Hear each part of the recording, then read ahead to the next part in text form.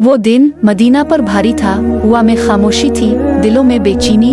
हजरत मोहम्मद शदीद बीमारी में थे, बुखार इतना था कि सहाबा देख कर रो पड़ते, फिर भी वो नबी उम्मत को नहीं भूले।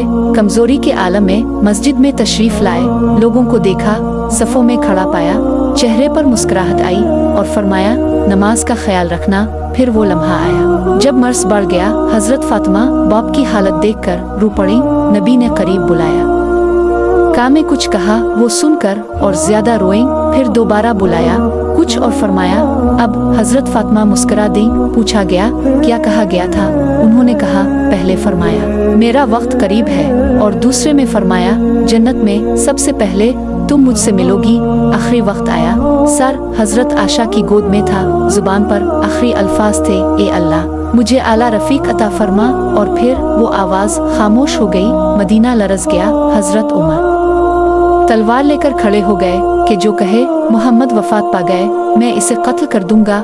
हजरत अबू बकर आए, चेहरा मुबारक देखा, पेशानी को चूमा और कहा, जो मोहम्मद की इबादत करता था वो जान ले मोहम्मद वफात पा गए, और जो अल्लाह की इबादत करता है वो जान ले अल्लाह जिंदा है और कभी नहीं मरता। वो दिन इस्लाम का सबसे बड़ा गम था, लेकिन नबी उम्मत के दिलों में हमेशा जिंदा रहेंगे।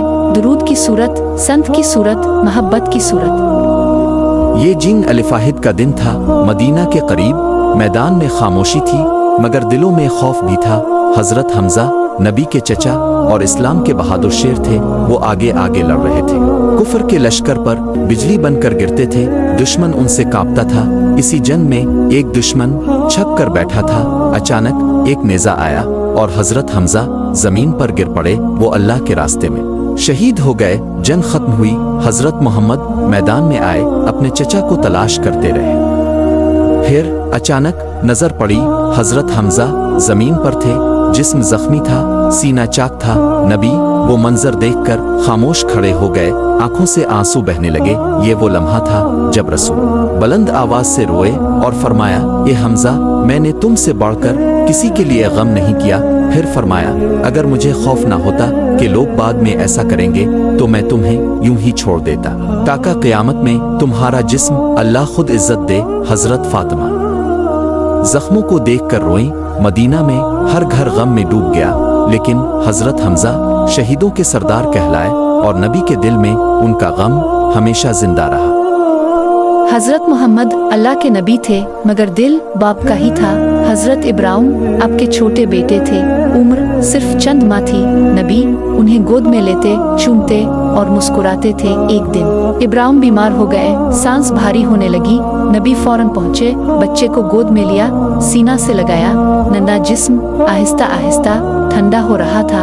हजरत मोहम्मद देख रहे थे और आंखों से आंसू बह रहे थे। सहाबा ने पूछा, आ रसूल अल्लाह आप भी रो रहे हैं? नबी ने फरमाया, आंखें आंसू बहाती हैं, दिल गमगीन होता है, मगर जुबान वही कहती है जिससे अल्लाह राजी हो।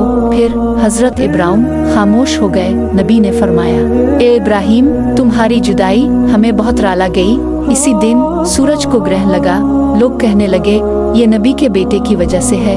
हजरत मोहम्मद ने फौरन फरमाया, सूरज और चांद किसी की मौत या पैदाइश से ग्रह में नहीं आते, ये अल्लाह की निशानियां हैं। ये था वो नबी जो गम में भी सच बोलते रहे, ये बाप जो रोया मगर सब्र सिखा गया। यही है इस्लाम की खूबसूरती और नबी की इंसानियत।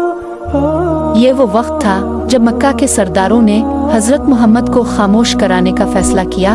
उन्होंने एक मुआहदा लिखा कि बनी हाशिम से कोई खरीद और फरोख्त नहीं करेगा, कोई शादी नहीं करेगा, कोई बात नहीं करेगा। हजरत मोहम्मद अपने खानदान के साथ शब्न इब्बी तालिब में कैद हो गए। यह कैद दिनों की नहीं 3 साल की थी। खाने को कुछ ना था, पानी मुश्किल से मिलता, बच्चे भूख से रोते थे। रात के सन्नाटे में उनकी आवाजें मक्का तक सुनाई देती थी। हजरत मोहम्मद ये सब सुनते थे, दिल टूट जाता था, मगर जुबान पर शिकायत न आती। कभी कभी दरख्तों के पत्ते उबाल कर खाए जाते।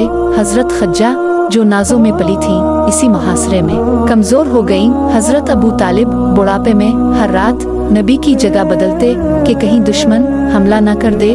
3 साल बाद अल्लाह के हुक्म से वो जालिमाना मुआहदा कीलों ने खा लिया। सिवाय अल्लाह के नाम के मुहासरा खत्म हुआ, मगर हजरत खज्जा और अबू तालिब जल्द दुनिया से रुखसत हो गए। ये साल गम का साल कहलाया। ये वो नबी थे जो भूख भी बर्दाश्त करते रहे मगर दीन नहीं छोड़ा। यही सब्र इस्लाम की बुनियाद बना।